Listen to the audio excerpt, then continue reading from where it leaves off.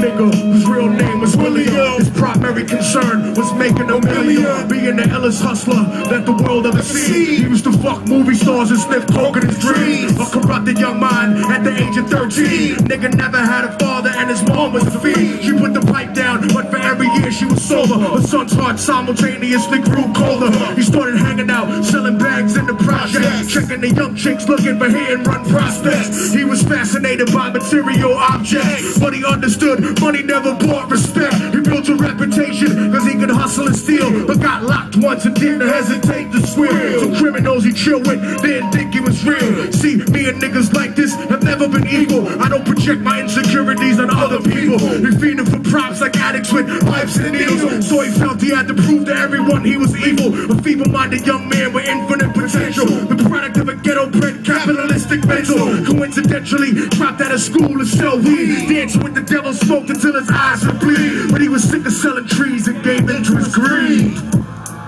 Now I gotta tell you about my little homie.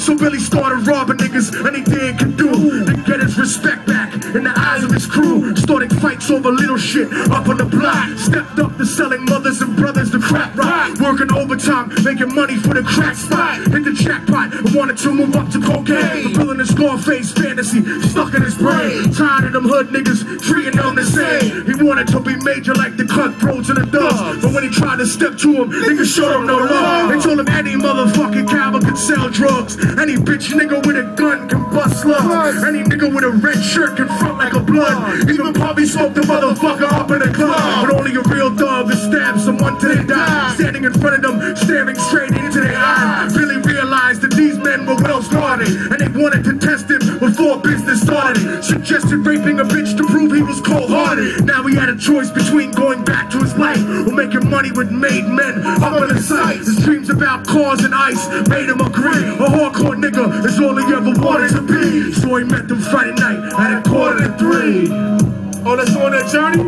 Yeah. My fault. Let's get it.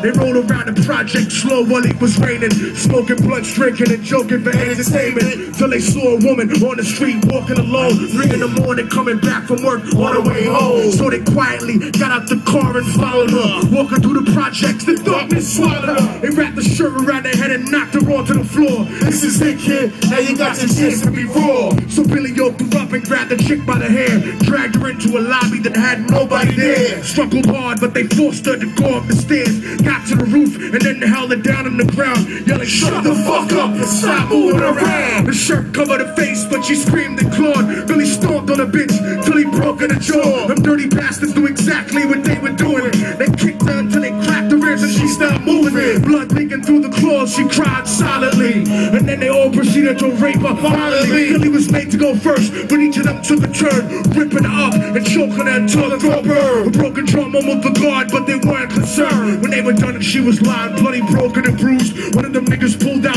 a brand new 22. He told him that she was a witness for what she gone through, and if he killed her, he was guaranteed a spot in the crew. He thought about it for a minute, she was practically dead, so he leaned over and put the gun right to her head. And now I have to finish my story for y'all.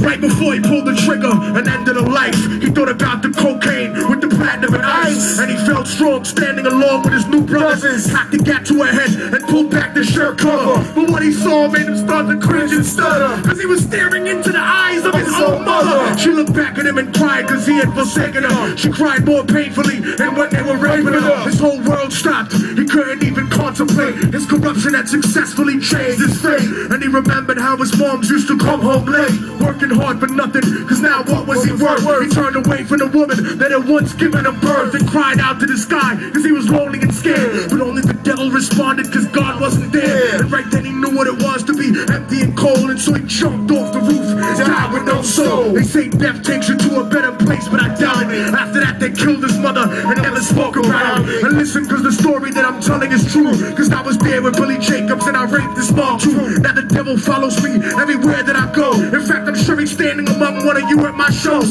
In every street cipher listening to Lil Duck's flow. Could be standing right next to you and you wouldn't know. The devil grows inside the hearts of the selfish and wicked. White, brown, yellow, and black color is not restricted. You have a self-destructive destiny